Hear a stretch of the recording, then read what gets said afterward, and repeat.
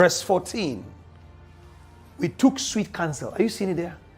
The person that did this to me, that betrayed me, backstabbed me, we took sweet counsel together. You didn't hear me? He advised me. We shared issue. We sat down. This person was my counselor. There were times that he sat me down and gave me advice about life. We took sweet counsel together, Edward, and we walked to the house of God together. There were times that we went to church together. We went to church together. We worshiped together. Verse 15. David got angry now. In verse 9, he said, destroy them and divide their tongue. David is in anger now, says, let death seize them. David got to a point. Let death seize these my enemies. Let them go down alive into hell, for wickedness is in their dwelling and among them. This is how painful David was. You see, David is in the Old Testament. David is in the Old Testament. Give me that. Give me verse 9 and verse 14. David, in his anger, this is what David said. In his anger, this is what David said. Destroy them. Verse 9 and verse 14. Destroy, O Lord, and divide their tongues, for I have seen violence and strife in the city. Now verse 14. Verse 15, Verse 15, the last verse. Let death seize them. I want you to understand the weight at which David prayed.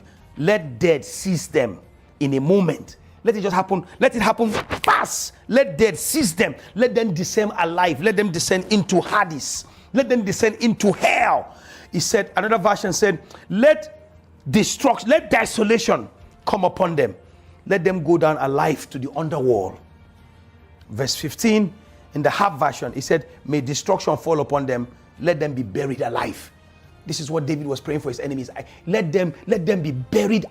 What he was praying is, during the time of Korah, those men that rebelled against Moses, David was praying that literally God, he wanted immediate judgment where the earth will open and then the earth will cover them and swallow them up.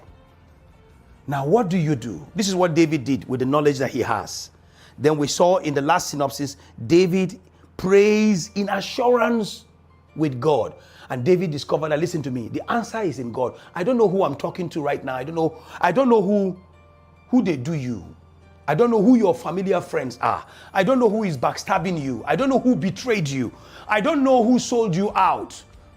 Part of betrayal is somebody selling a secret that you gave to them, either for money or for position.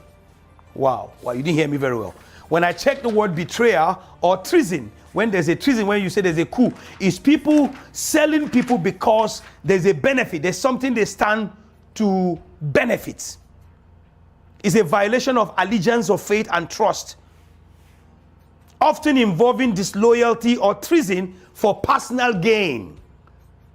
Because they stand to gain something, they will betray you. It involves breaking confidence with someone who trusts you, such as selling secret. Somebody told you a secret.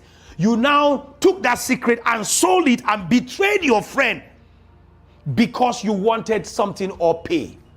Judah betrayed his master for 30 shekels of silver. Joseph's brother betrayed Joseph for 20 shekels of silver.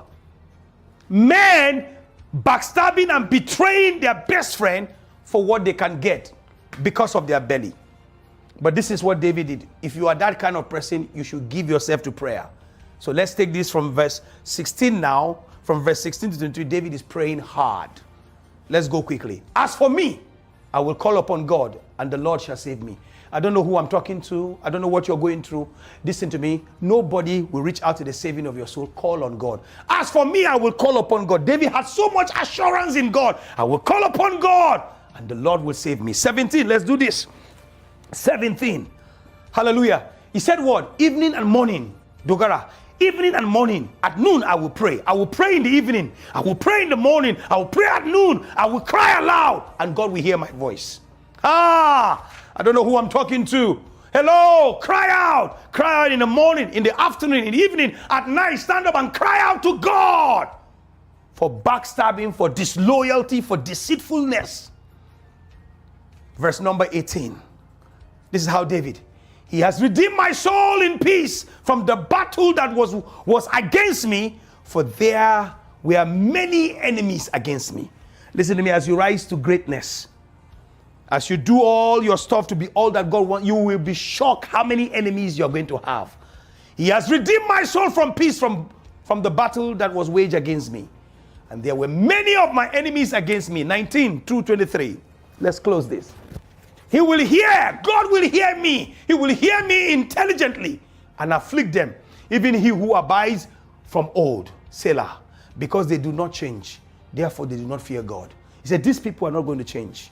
These same people who just sit down, all they do is how to betray people, backstab people, and be disloyal. Men who will seek for opportunity to sell secret, things that were told to them, things that were supposed to be confided to them as secret, they will sell it because for position.